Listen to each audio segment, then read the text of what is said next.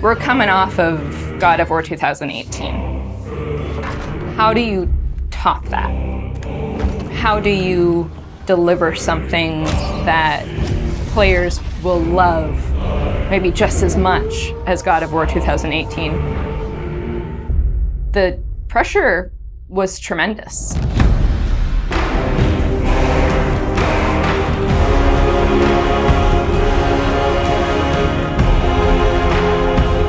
My name is Ariel Angelotti, and I am the senior producer for narrative. My name is Richard GOWR. I'm the story lead for God of War Ragnarök. I'm Jody Kupsko, and I'm the supervising dialogue designer.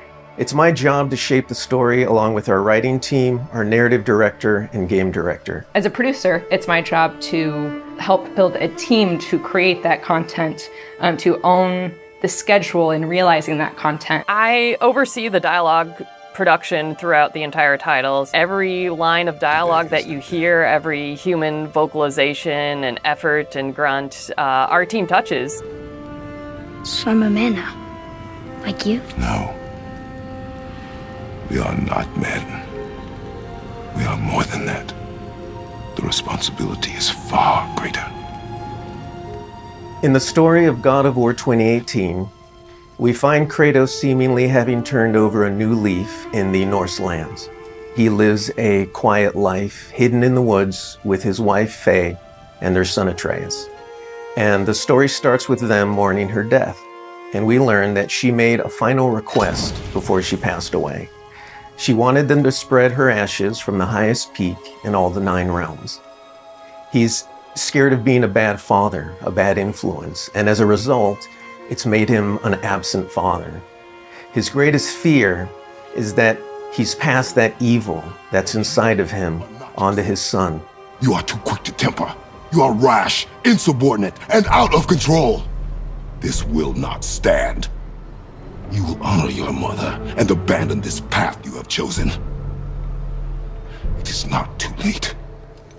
They befriend Freya, who is an exiled Vanir goddess who used to be married to Odin. They meet Mimir, the self-proclaimed smartest man alive, who serves as their guide and their confidant.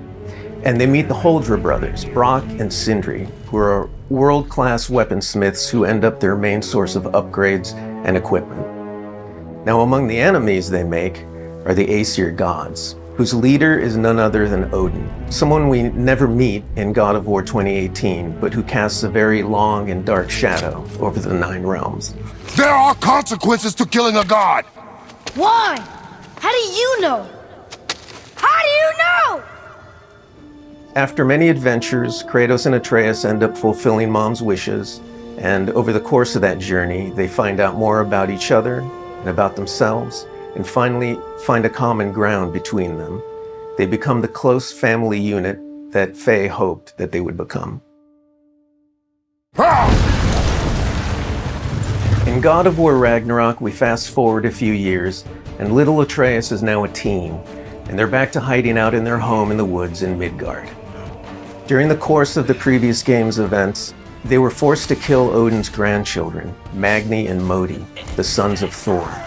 Thor does a lot of the lion's share of Odin's dirty work, and as a consequence, he's a very violent, unstable personality. At the end of the last game, they were also forced to kill Baldur, the son of Odin and Freya, and that has its own set of consequences.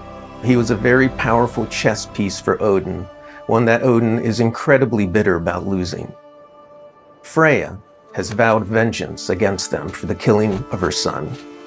Kratos and Atreus didn't want to kill him, they were friends with Freya, but Baldur tried to kill her in front of them, and Kratos had no other option in the moment but to kill him to save Freya's life, even though it meant losing Freya's friendship.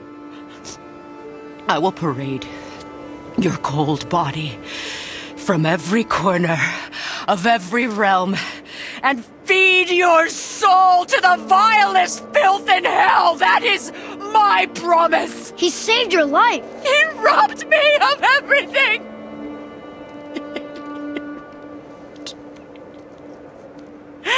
Everything.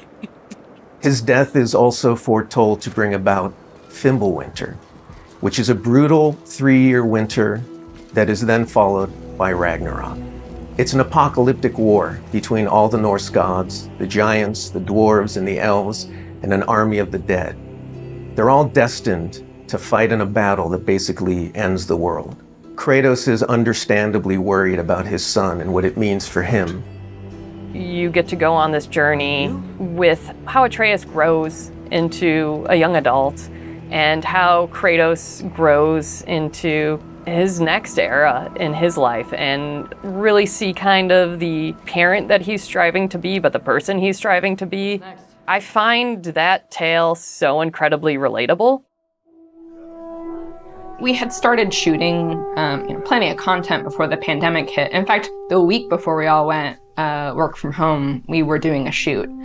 I remember being on and off that set, running back to the office and having to talk to studio leadership about what was going down and how this was going to impact us moving forward. And those were trying times. For us, it was a very unique challenge because we had to bring in actors and we had to record them. And so we had to look at different ways of adapting our typical motion capture process and dialogue recording process so we can continue production and continue at the quality that we wanted for our players and our fans. We had some actors stand in for other characters, actors who were already, who were like core to one of the scenes, might just be able to play a background character in another scene to be able to avoid a situation where too many people were on set on any given day. We avoided compromising the story that we were trying to tell as a result of the pandemic and these limitations that we had to deal with. There were no cinematics that we changed. We still have the same characters in them in the final game. We just had to get a bit creative with how we shot the content. Our actor for Atreus, Sonny, is a teenage boy, and his voice changed dramatically throughout the several years on this title. I don't want to fight anyone. I just want answers. We had to go in and even out that performance so it sounds like it took place over a short period of time. That was a unique challenge on this one. The prophecies say Fimbulwinter leads to Ragnarok. War is coming. Whether the Norse saga was going to be a trilogy or just 2 games was something we debated a lot. There were obviously pros and cons for either approach. So we waited for Cory Barlog to weigh in, and he did, and he said, let's do it in 2. The consequence to that is, how do you wrap up this story in one game and do Ragnarok justice? How do we lead up to that and then have a big moment at the end of the game and wrap up all those loose threads?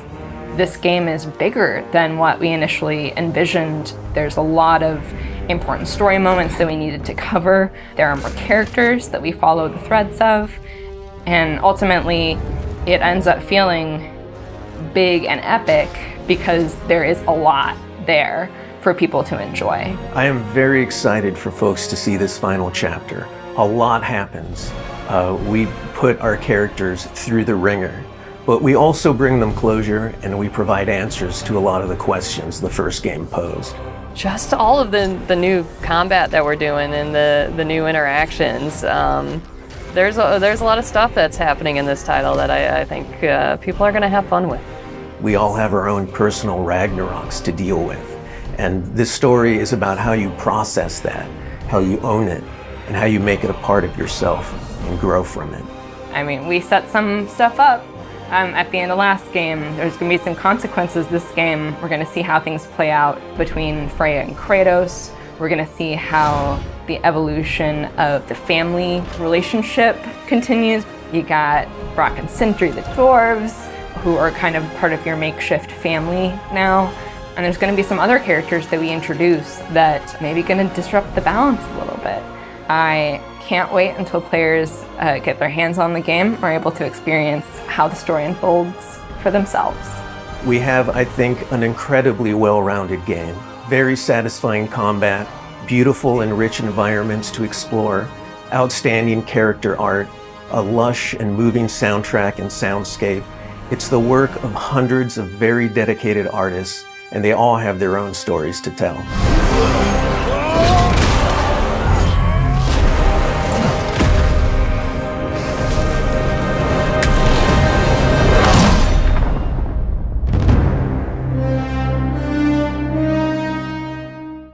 英雄。